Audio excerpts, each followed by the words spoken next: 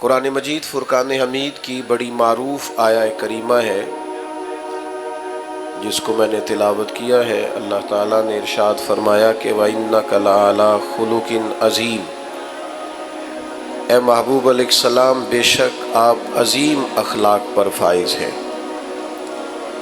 اللہ تعالیٰ نے نبی پاک صلی اللہ تعالیٰ علیہ وسلم کو بڑے عالی شان، بڑے بلند اور بڑے عظیم اخلاق کے ساتھ دنیا میں مبعوث فرمایا،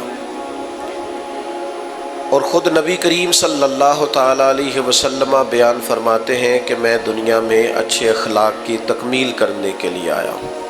ہمارے ہاں لوگوں نے اخلاق کا مطلب فقط میٹھا بولنا سمجھ لیا ہے کہ میں میٹھا بولتا ہوں تو میں با اخلاق ہوں۔ تو یاد رکھیے گا کہ میٹھا بولنا بھی اخلاق کا حصہ ہے، لیکن صرف میٹھا بولنا اخلاق نہیں۔ میٹھا تو لوگ اپنے مطلب کے لیے بھی بولتے ہیں، اپنا کام نکلوانے کے لیے بھی میٹھا بولتے ہیں، وقتی اور ضروری معاملات کے لیے بھی میٹھا بولتے ہیں۔ اصل اخلاق تو یہ ہے کہ آپ جب بھی بولیں سچ بولیں، آپ خوشامد سے بچیں، جھوٹ سے بچیں، بددیانتی سے بچیں۔ اکثر میں دوستوں کی خدمت میں ایک بات عرض کیا کرتا ہوں کہ ہمارے ہاں لوگوں نے سمجھ لیا ہے کہ 3 4 5 چیزیں صرف شاید سنت ہیں: میٹھا کھانا، مسواک کرنا، ٹخنوں کو رنگا رکھنا، امامہ باندھنا۔ یہ بڑی عظیم سنتیں ہیں، لیکن یاد رکھیے گا کہ حضور علیہ السلام کا جو سب سے پہلا تعارف لوگوں کو ہوا تھا، اور جس سے سب سے پہلے لوگوں نے حضور علیہ السلام کو جاننا شروع کیا تھا، وہ یہ تھا کہ یہ محبوب صادق ہیں اور امین ہیں، سچ بولتے ہیں اور دیانتدار ہیں۔ اخلاقی رویوں کا بہت بڑا فقدان ہوتا جا رہا ہے اور قحط پڑتا جا رہا ہے اخلاقیات کا۔ ہماری سوسائٹی آہستہ آہستہ اس طرح کی ہوتی جا رہی ہے کہ لوگوں کو صرف اپنے آپ سے غرض رہ گئی ہے، اپنے مفادات سے مطلب رہ گیا، اور باقی چیزوں سے لوگ آہستہ آہستہ نکلتے جا رہے ہیں۔ اچھی طرح سمجھ لیجئے گا کہ نبی پاک علیہ الصلاۃ والسلام نے بڑے عظیم ترین اخلاق کی طرف اپنی امت کی تربیت فرمائی۔ سب سے پہلی بات تو زندگی میں کبھی اپنا وقار نہ خراب ہونے دیں، کبھی جھوٹ نہیں بولیں۔ آپ کسی بڑے اچھے تاجر سے ملاقات کر کے دیکھ لیں، آپ اس سے پوچھیں گے کہ کتنی انویسٹمنٹ چاہیے اچھا کاروبار کرنے کے لیے، تو وہ آپ کو بتائے گا کہ انویسٹمنٹ سے زیادہ اس بات کی ضرورت ہوتی ہے کہ لوگ آپ پر اعتبار کریں۔ جس بزنس مین کا مارکیٹ میں اعتبار ہوتا ہے، لوگوں کو پتہ ہوتا ہے کہ یہ سچ بولتا ہے، یہ دیانتدار ہے، اس کا کاروبار زیادہ اچھا چلتا ہے۔ نبی پاک صلی اللہ تعالیٰ علیہ وآلہ وسلم نے ہمیشہ اپنے معاشرے کو، اپنی سوسائٹی کو سچائی کا پیغام دیا۔ جناب ابو سفیان رضی اللہ تعالیٰ عنہ فرماتے ہیں کہ مجھے جب شاہ روم نے بلایا تھا اور اس نے نبی پاک علیہ السلام کے بارے میں پوچھا تھا، تو اس وقت تک میں کلمہ نہیں پڑھتا تھا، تو میں نے اسی انداز میں وہ ساری گفتگو کی تھی جس انداز میں ہم حضور کے بارے میں کیا کرتے، اور ان سوالات میں ایک سوال اس نے یہ بھی پوچھا، یہ بخاری شریف سے لے کر تمام کتب میں یہ روایت موجود ہے۔ ایک سوال یہ بھی پوچھا تھا اس نے کہ بتائیے، جس محبوب نے دعوی نبوت کیا ہے، کیا کبھی انہوں نے جھوٹ بھی بولا ہے؟ یہاں تو لوگ لوگوں کو ہنسانے کے لیے جھوٹ بولتے ہیں، کوئی فائدہ نہیں ہوتا، ذاتی طور پر ایک ٹکے کا فائدہ نہیں، لیکن بلا وجہ کے جھوٹ۔ کیا اس محبوب نے کبھی جھوٹ بولا ہے؟ کبھی؟ نوجوانوں سنو، اعتبار جس آدمی کا اٹھ جائے، وہ جتنا مرضی بڑا آدمی بھی ہو، وہ سوسائٹی میں صفر پہ آ جاتا ہے۔ سچ بولو گے تو اعتبار قائم ہوگا، لوگ آپ کی عزت کریں گے، قدر کریں گے، لوگ آپ کو آپ تھوڑی باتیں کریں زندگی میں، لیکن صرف اتنی کریں جتنی باتوں پر پورا اترنا ہے، اس سے زیادہ ایک جملہ بھی نہیں بولیں۔ ابو سفیان فرماتے ہیں کہ مجھ سے کہا، بادشاہ نے بتائیے کبھی حضور نے جھوٹ بھی بولا ہے؟ تو کہتے ہیں تھوڑی دیر کے لیے میں خاموش ہوا اور پھر زبان حال سے گویا کہا کہ وہ رشتے میں میرے بھتیجے ہیں، مخالفت میری بڑی ہے، جنگوں میں میں ان کے مقابل سپہ سالار بن کے آتا ہوں، میں نے انہیں سیدہ آمنہ کی گود میں بھی دیکھا ہے، دادا کے کندھوں پر بھی دیکھا ہے، چچا کے گھر میں بھی دیکھا ہے، جناب ختیجہ کا دولہا بنے بھی دیکھا ہے، اور ان کی گود میں بیٹیوں کو کھیلتے بھی دیکھا ہے، اور ان کے مقدس بال میرے سامنے سفید ہوئے۔ مخالفت اپنی جگہ پر محبوب کی زبان سے جب بھی نکلتا ہے حق اور سچ ہی نکلتا ہے۔ میری بات کو اچھی طرح سمجھیے گا، اس بات پر جو تبصرہ کیا نا شاہ روم نے وہ بڑا انوکھا ہے۔ شاہ روم کہنے لگے پھر بات تو ختم ہو گئی نا، جس بندے نے بندوں سے کبھی جھوٹ نہیں بولا وہ بھلا یہ والا جھوٹ کیوں بولے گا کہ میں اللہ کا رسول بن کے آیا؟ تو یہ صداقت کی دلیل ہے۔ تو ایک تو اخلاقی رویوں میں اس بات کو پیدا کریں کہ بلا وجہ کے جھوٹ اور بلا وجہ کی گپیں ان سے اپنے آپ کو نکالیں۔ دوسری ایک بہت بڑی اخلاقی ضرورت ہماری سوسائٹی کو ہے، وہ یہ ہے کہ کبھی کسی دنیا دار کے سامنے ہاتھ نہ پھیلائیں، کبھی کسی سے لالچ وابستہ نہ کریں، خودداری، عزت نفس، قناعت جو اللہ نے آپ کو دیا اس پر پورے طور پہ راضی رہیں۔ لیکن کسی کی بڑی گاڑی دیکھ کر پریشان ہو جانا اور کسی شخص کا بنگلہ دیکھ کر پریشان ہو جانا، آج کل نوجوانوں میں ایک بڑی خوفناک بات پائی جاتی ہے۔ مجھے ایک دو جگہ سننے کا موقع ملا تو مجھے بڑی تکلیف ہوئی۔ وہ کہنے لگے جی کاروبار ضرور کرنا ہے ہم نے پر دوسروں کے پیسوں پہ کرنا ہے۔ تو خطرناک سوچ ہے، اس طرح کی سوچیں تو معاشرے کو کھا جاتی ہیں۔ یعنی آپ کسی کے بل بوتے پر جینا چاہتے ہیں۔ مسند امام احمد بن حنبل میں حدیث موجود ہے، ایک صحابی نے عرض کیا یا رسول اللہ ذلت کیا ہے؟ نبی کریم نے فرمایا لالچ نہ کرنا، ذلیل ہو جائے گا۔ تو یا رسول اللہ عزت کیا ہے؟ فرمایا جو رب نے تجھے دیا ہے تو اس پہ راضی ہو جا، اللہ تجھے عزت عطا فرما دے گا۔ تو خودداری اپنی طبیعت میں پیدا کریں، عزت نفس پیدا کریں۔ یہ ہاتھ پھیلانا، یہ ڈھونڈتے پھرنا کہ کوئی امیر آدمی مجھ پر مہربان ہو جائے، یہ خوابیں دیکھنا کہ کوئی ایسا جیک لگ جائے کہ میں بھی آگے چلا جاؤں، اس سے قومیں بزدل ہو جاتی ہیں، باصلاحیت لوگ بھی بیکار ہو جاتے ہیں۔ خود محنت کریں۔ اقبال کہتے ہیں اپنی دنیا آپ پیدا کر اگر زندوں میں ہے تو خود محنت کر۔ ایک کی تو پیشہ برا ہے دنیا میں اور وہ ہے کسی کے آگے ہاتھ پھیلانا، باقی تو جو ریڑھی لگاتا ہے اور مزدوری کر کے کھاتا ہے وہ بڑا عظیم آدمی ہے، باقی جو مزدور کے ہاتھ ہیں وہ بڑے قیمتی ہیں۔ کبھی کسی کی طرف، پھر میں آپ کو بڑی ذمہ داری سے اور تجربے کے بعد بتاتا ہوں کہ آپ خوددار ہو جائیں، اللہ مدد بھی بڑی فرماتا ہے۔ آپ ارادہ کریں کہ میں نے اپنے دست و بازو پہ آگے بڑھنا ہے، اللہ تعالیٰ رحمت فرماتا ہے اور بڑے دروازے کھول دیتا ہے، آسانیاں ہونی شروع ہو جاتی۔ لیکن جیسے جیسے ہرس، ہوس، لالچ، طمع بڑھے گا حالات خراب ہوں گے۔ حضرت حکیم بن حزام رضی اللہ تعالیٰ عنہ بخاری میں موجود ہے، فرماتے ہیں میں حضور کی بارگاہ میں حاضر تھا، نبی کریم علیہ السلام بانٹ رہے تھے تو میں نے بھی دیکھا جو ان کو بانٹتے، تو میں نے بھی بڑھ کے شوق تھے، دستے عطا کے سامنے دستے طلب بڑھا دیا، تو میں نے بھی عرض کی حضور مجھے بھی دیجئے، تو محبوب نے ایک دفعہ بھی دیا، دو دفعہ بھی دیا اور تین دفعہ بھی دیا، اور پھر ایک نصیحت بھی فرمائی، ایک تربیت بھی محبوب نے فرمائی۔ حضور فرمانے لگے حکیم یہ مال بڑا میٹھا ہوتا ہے، لیکن اگر قناعت کے ساتھ اسے لوگے نا، قناعت کے ساتھ، تو پھر یہ تمہارے لیے بہتر ہے، لیکن فرمایا اگر لالچ کے ساتھ لوگے نا، یہ حضور ہمیں سمجھا رہے ہیں، صحابی وسیلہ ہے اور ہمیں نصیحت ہو رہی۔ کریم فرمانے لگے اگر اس کو تم لالچ سے لوگے تو فرمایا اس آدمی کی طرح ہو جاؤ گے جو کھانا تو کھاتا ہے پر اس کا پیٹ نہیں بھرتا، وہ بار بار کھاتا ہے، بار بار کھاتا ہے، سہ سہ نفل نمازاں پڑھیاں پر ظالم نفس نہ مردہ ہو، بار بار کھاتا ہے۔ تو جب آپ قناعت کرتے ہیں، اللہ پر بھروسہ کرتے ہیں اور مالک سے طلب کرتے ہیں تو پھر وہ بے حساب دیتا ہے۔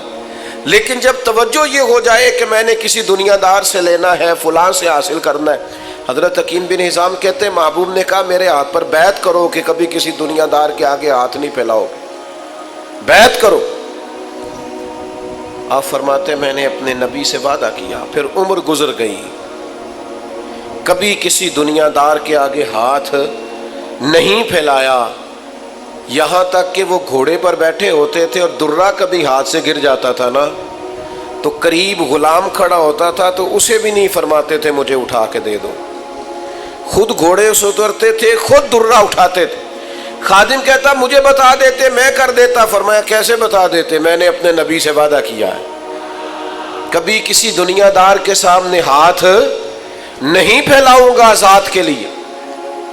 حضرت ابو بکر صدیق کے زمانے میں انہیں بلایا گیا اور کہا گیا یہ آپ حصہ لے لیں، تو انہوں نے کہا نہ جی، یہ مال غنیمت میں سے بھی میرا حصہ کسی اور کو دے دیں، میں نے حضور سے وعدہ کیا ہے۔ جناب عمر کے زمانے تک ان کا یہی حال رہا، پھر وصال فرمایا۔ تو یاد رکھیے گا جب تک خودداری نہیں نہ پیدا ہوتی، عزت نفس نہیں پیدا ہوتی، اتنی دیر تک آپ اخلاقی بلندی کو پا نہیں سکتے۔ وہ حاتم طائی سے کسی نے کہا تھا کبھی اپنے سے بڑا سخی بھی دیکھا ہے؟ اس نے کہا دیکھا ہے۔ وہ کیسے؟ کہنے لگے میں نے ایک دن سارے شہر کی دعوت پکائی تھی تو میں نے کہا دیکھوں ذرا سارے لوگ آ گئے کہ کوئی رہ گیا ہے، تو میں چہرے پہ نقاب ڈال کے گیا تو ایک بوڑھا آدمی جنگل میں لکڑیاں کاٹ رہا تھا، تو میں نے اسے کہا بزرگوں آپ کو دعوت نہیں ملی آج؟ حاتم طائی کے ہاں دعوت تھی۔ تو کہنے لگا ملی تھی، تو گئے کیوں نہیں؟ تو حاتم کہتے ہیں مجھے کہنے لگا مجھے نا اپنے ہاتھوں کی کمائی کا چسکا لگ گیا ہے۔ کس کمائی کا؟ ہلکا سا بولیے گا، اپنے۔ اور نبی پاک علیہ السلام فرماتے ہیں سب سے بہترین کمائی وہ ہے جو بندہ اپنے دو ہاتھوں سے کر کے کھاتا ہے۔ مجھے اپنے ہاتھوں کی کمائی کا چسکا لگ گیا ہے۔ حاتم کہتے ہیں میں بڑا پریشان ہوا کہ کمال ہو گئی یار، مزدور ہو کر دعوت اتنی قیمتی اور یہ گیا نہیں۔ کہتے میں گھوڑے پہ بیٹھ کے واپس آنے لگا تو پیچھے سے مجھے آواز دی، کہنے لگا یہ 3 دینار میرے بھی لے جانا اور وہاں جو لنگر پکا رہا اسے دے دینا، حاتم طائی کو تو ضرورت نہیں، بڑے بڑے اچھے لوگوں نے دعوت پہ آنا ہے، چلو تھوڑا حصہ میرا بھی پڑ جائے گا۔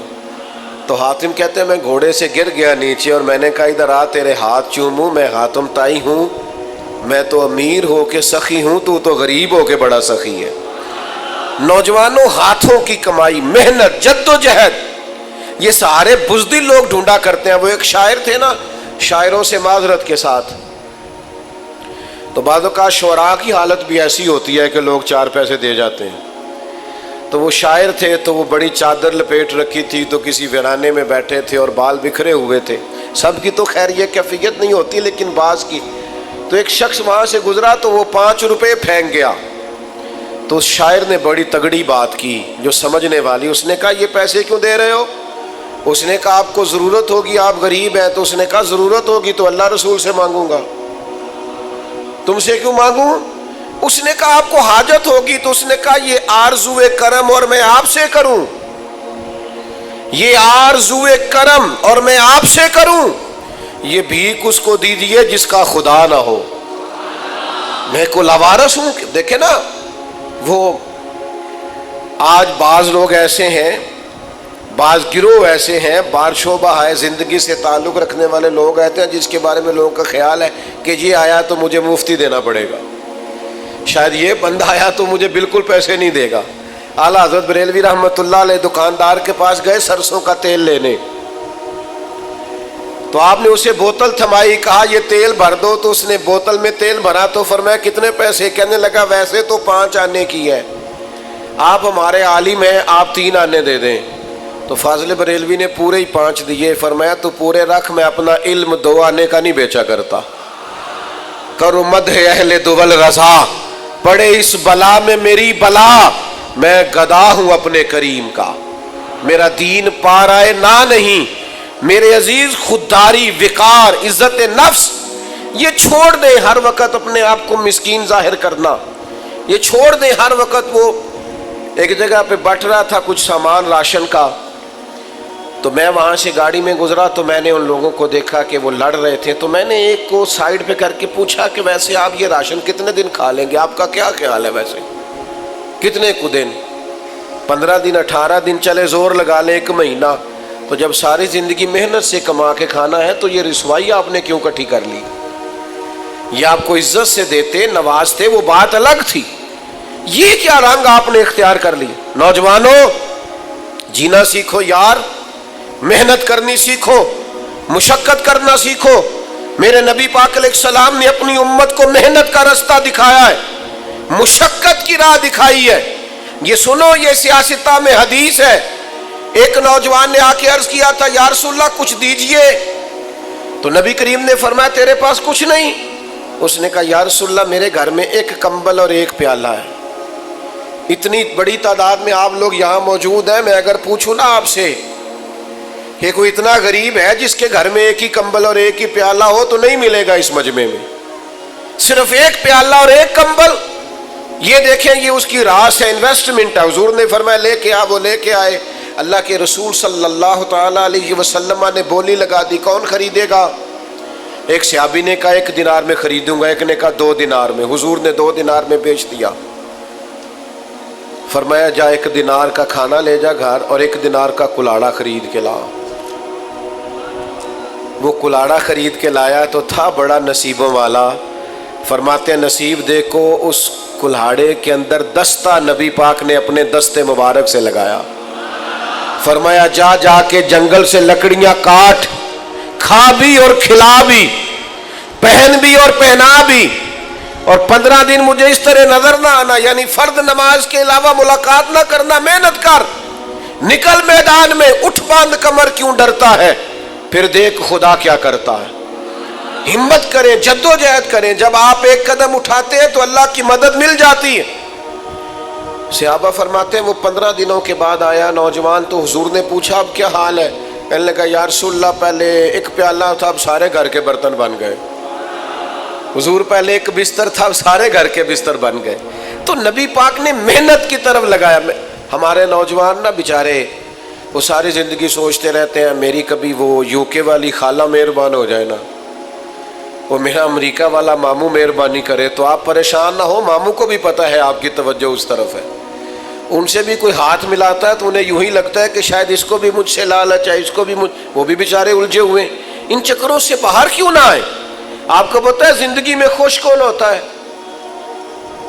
جو اپنے نصیب سے خوش ہو جاتا ہے، جو خود سے محنت کرتا ہے، جو خود سے جدوجہد کرتا ہے. سارے ڈھونڈتے پھرنا، گردن کو جھکا دیتا ہے خیرات کا پتھر. اور جہاں میں مانگنے والوں کے سر کبھی اونچے نہیں ہوتے. وہ حضرت حسن بصری رحمۃ اللہ علیہ کے پاس نا ایک نوجوان آیا، اس نے آ کے کہا حضور آج کے بعد میں نے محنت نہیں کرنی. فرمایا کیا ہوا؟ کہنے لگا آج میں نے عجیب نظارہ دیکھا ہے. شیر نے شکار کیا ہے اور ایک بکرا اس نے مارا ہے اور آدھے سے زیادہ خود کھایا ہے اور باقی بچا ہوا لے کے پہاڑ پہ چڑھ گیا. وہاں ایک اندھی لومڑی بیٹھی تھی، باقی کا شکار اس نے لومڑی کو کھلایا ہے. تو میں سمجھ گیا ہوں جو رب اس اندھی لومڑی کے لیے وہاں بندوبست کرتا ہے نا، بھیجتا ہے، وہ مجھے بھی بھیجے گا، لہذا میں نے کام نہیں کرنا اب. تو خواجہ حسن بصری مسکرائے اور بڑا ہی مسکرائے اور پھر اس بچے پر شفقت کا ہاتھ پھیرا. کہنے لگے پتر کمال ہے نا تیری سوچ، تو نے کہانی میں 2 کردار دیکھے، ایک لومڑی ایک شیر. تو نے لومڑی بننے کا پروگرام بنایا، شیر بننے کا کیوں نہیں بنایا؟ تو شیر بننا، تو شکار کر، خود بھی کھا اور دوسروں کو بھی کھلا. لیکن یہ کیا ذائقہ ہوا کہ بس وہیں گر جانا ہے، اسی طرف ہی صرف آنا ہے. ایک تو سچ بولیں، خوددار بنے، اور تیسرا حضور نے ہمیں جو اخلاق سکھایا ہے نا وہ یہ ہے کہ سوچ چھوٹی نہیں رکھنی، کبھی بھی سوچیں بڑی ہونی چاہیے، دائروں میں بند نہ ہو. نبی پاک صلی اللہ تعالی علیہ وسلم مخلوق کے رسول بن کے آئے. حضور جب بھی بات کرتے تھے عالمی کرتے تھے، نبی کریم جب بھی سوچیں دیتے تھے قومی اور ملی دیتے تھے۔ ہمارا مسئلہ یہ ہے کہ ہماری سوچیں ذاتی ہیں، قومی نہیں، ملی نہیں، عالمی نہیں۔ یعنی جس بندے نے 6 کروڑ کا گھر بنایا ہے نا، وہ 5 لاکھ روپیہ اپنے دروازے میں گلی میں لگانے کو تیار نہیں ہوتا۔ وہ کہتا ہے جی یہ گھر تو میرا ہے تو گلی سانجھی ہے۔ وہ خدا کے بندے ملی سوچیں پیدا کریں، ملی، قومی۔ بزرگ فرمایا کرتے کہ پڑوسیوں کی آگ کسی وقت اس لیے بھی بجھا دینی چاہیے کہ اگر ان کی نہ بجھائی تو ہمارے گھر بھی آ سکتی۔ آپ دوسروں کا بھلا اس نیت سے کر دیں کہ سوسائٹی میں سکون پیدا ہو، معاشرے میں امن قائم ہوگا۔ ہم کیا کرتے ہیں؟ ہماری سوچیں بڑی ذاتی ہیں اور چھوٹی ہیں، معاف کیجئے گا۔ جب تک سوچیں بڑی نہیں ہوتی، ملی نہیں ہوتی، قومی نہیں ہوتی۔ حضور جب بھی بات کرتے تھے مضبوط بات کرتے تھے، جب بھی بات کرتے بڑی بات کرتے۔ حضور صحابہ کو جب سوچیں دیتے تو بڑی دیتے، امت کو جب پیغام دیتے تو بڑی دیتے۔ حضور دنیا میں پھیلنے کی بات کرتے۔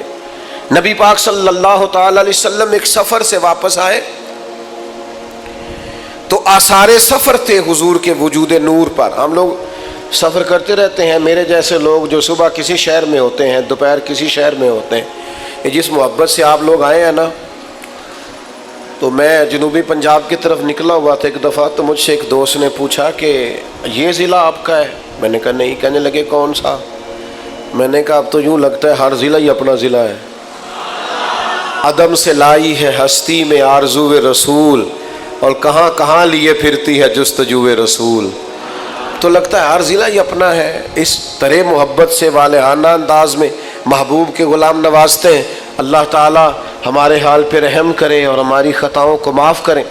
جو عرض کرنا چاہتا ہوں اس پر غور فرمائیے گا، سمجھیے گا اس بات کو کہ سفر کرتا ہے نا بندہ تو سفر کی ایک اپنی تھکان ہوتی، اس کی ایک اپنی، آپ 1 گھنٹے کا سفر کر کے گھر لوٹ آئے تو تھوڑی دیر آرام کرنے کو جی چاہتا ہے۔ سفر ہوتا ہے۔ تو محبوب کئی دنوں کے سفر سے واپس آئے تو آثار سفر تھے میرے کریم محبوب کی طبیعت پر۔ سیدہ طیبہ طاہرہ مخدومہ کائنات حضرت سیدہ پاک رضی اللہ تعالیٰ عنہ، حضور جب کہیں جاتے تھے تو سب سے آخر میں سیدہ فاطمہ کے ہاں تشریف لے جاتے، واپس آتے تو سب سے پہلے سیدہ کے ہاں تشریف لے کے آتے۔ تو حضور سب سے پہلے چونکہ ان کے کاشانہ نور میں گئے تو نبی کریم صلی اللہ تعالیٰ علیہ وآلہ وسلم پہنچے تو وہ سفر کے آثار اور بظاہر تھکاوٹ دیکھ کے نا، تو حضرت فاطمہ رضی اللہ تعالیٰ عنہ تھوڑی سی پریشان ہوئی اور رونے لگی اور عرض گزار ہوئی، یا رسول اللہ صلی اللہ علیہ وسلم آپ کتنی مشقت اٹھاتے ہیں دین کے لیے، کتنی جد و جہد کرتے ہیں۔ اچھا ہمارے بچے ہمارا کو دکھ بیان کرے نا، ہمارے بچے تو ہم کہتے ہیں پتر تینوں تو ایک گل دا پتہ ہے، میرے کو تیدو وڈیاں وڈیاں داستانہ نے، میں تو بڑا دکھی ہوں۔ وہ میں اکثر کہا کرتا ہوں اپنے گھر والوں سے کہ میں گھر میں آتا ہوں تو میں یہ نہیں چاہتا میں تھکا ماندہ آؤں اور برے حال سے آؤں اور میرے بچے کہیں کہ ہم نے وہ کام نہیں کرنا جو ہمارا ابا کرتا ہے، یہ بڑی مشکل میں ہے۔ ہم خوش گھر میں جائیں تاکہ ہمارے بچے کہیں کمال ہے، ہمیں بھی یہی فیلڈ اختیار کرنی چاہیے۔ ہم کچھ ایسے رویے بناتے ہیں جن سے آنے والی نسل پھر پوری طور پر استفادہ نہیں کر پاتی۔ نبی کریم صلی اللہ تعالیٰ علیہ وسلم کا انداز دیکھیے، جب سیدہ پاک رضی اللہ تعالیٰ عنہ نے عرض کیا نا یا رسول اللہ آپ کتنی مشقت اٹھاتے ہیں، پتہ ہے حضور نے کیا فرمایا؟ نوجوانوں غور کرنا، کریم فرمانے لگے فاطمہ آپ کے والد کو اللہ نے بڑے مقاصد کے لیے دنیا میں مبعوث فرمایا، ہم بڑے مقاصد لے کے دنیا میں آئے ہیں، بڑے۔ فرمایا کوئی گھر کچا بچے گا نہ پکا بچے گا، نہ کوئی جھونپڑی بچے گی جہاں اللہ ہمارے دین کے پیغام کو پہنچا نہیں دے گا۔ ہم بڑے مقاصد کے ساتھ دنیا میں آئے اور بڑے کام کر کے جانا ہے۔ حضرت عمر ایک دفعہ حضور کو دیکھ کر کے موٹے بان کی چارپائی پہ آرام فرما ہے اور پشت مبارک پر بان کے نشان ہے، تو جناب عمر رو پڑے۔ تو اس وقت بھی حضور نے ایک سوچ دی، فرمایا عمر تو پسند نہیں کرتے کہ کیسر و کسرا دنیا میں تھوڑی آسانی اٹھائیں اور آخرت میں رسوا ہو جائیں، اور اب دنیا میں تھوڑی مشقت کریں اور آخرت کی ساری عزت اللہ ہمیں ہی عطا فرما دے۔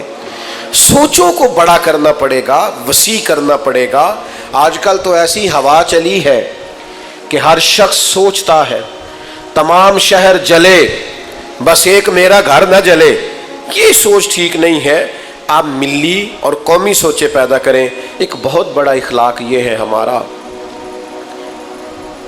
کہ تھوڑا سا نا دوسروں کے بارے میں بھی سوچنا شروع کریں۔ دیکھو، وہ وجود کسی کام کا نہیں ہوتا جو نفع بخش نہ ہو، وہ علم کسی کام کا نہیں ہوتا جو نفع بخش نہ ہو۔ جب تک آپ دوسروں کا فائدہ نہیں سوچتے، یعنی حضور علیہ السلام کے جملوں کا حسن دیکھیے، فرمایا میرا مومن ہی وہ ہے جو اپنے لیے پسند کرے وہی اپنے بھائی کے لیے بھی پسند کرے۔ آپ کی سوچوں میں آپ اس حدیث پر عمل کریں، پورے ملک میں کبھی کوئی ملاوٹ نہیں کرے گا، کبھی کوئی دھوکہ نہیں دے گا، کبھی کوئی فراڈ نہیں کرے گا۔ ہمارے اسا فرمایا کرتے مدرسہ اس طرح کا بنانا کہ تمہارا اپنا بچہ بھی اس میں پڑھ سکے، کھانا اس طرح کا پکانا وہاں کہ تمہارا اپنا بچہ بھی اس طرح سے کھا سکے، ماحول ایسا بنانا کہ جو کم از کم تم خود سمجھو کہ یہاں ہماری اپنی اولادیں بھی یہاں وقت گزار سکتی ہیں۔ میرے عزیزو، کوشش کریں تھوڑا تھوڑا دوسروں کا فائدہ کرنے کی، اور اس طرح فائدہ کرنے کی کہ پھر کسی کو پتہ نہ ہو ہمارا فائدہ کون کر رہا ہے، پھر نفع نہ ہو، یعنی نیکیوں کا رشتہ رب رسول کے ساتھ ہو، چھپی ہوئی نیکیاں ہو، کسی کو خبر نہ ہو۔ جب آپ اس طرح سے نیکی کا مزاج اور رواج پیدا کریں گے تو آپ محسوس کریں گے کہ برکت ہونے لگی ہے۔ 4 باتیں آپ کی خدمت میں عرض کی ہیں۔ جھوٹ اپنی زندگی سے مکمل نکال دیں، اور آج سے کوشش کریں، یہ نکل جاتا ہے۔ آپ اپنی زبان کو ذرا محتاط کریں، تھوڑی باتیں کرنی شروع کریں، آپ خود وزادار ہو جائیں گے بہت زیادہ۔ دوسرا، لوگوں سے لالچ چھوڑ دیں، کچھ بھی نہیں دیتے دنیا دار، نقصان ہی ہوتا ہے، طبیعت میں بے چینی اور بے قراری پیدا ہوتی ہے۔ تیسری گزارش آپ کی خدمت میں یہ کی ہے، سوچوں کو بڑا کریں، یہ حضور نے ہمیں سکھایا ہے۔ وسیع الظرف بنیں، دل کو کشادہ کریں۔ سلطان صاحب کہتے ہیں دل دریا سمندروں ڈونگے کون دلاں دیاں جانے، اور ایک جگہ یوں بھی کہتے ہیں کہ 14 طبع کی دلے دے اندر اسی تمبو وانگو تانے۔ چوتھی اور آخری گزارش آپ کی خدمت میں نے یہ عرض کی ہے کہ کوشش کریں کہ دوسروں کا ہم سے کوئی نہ کوئی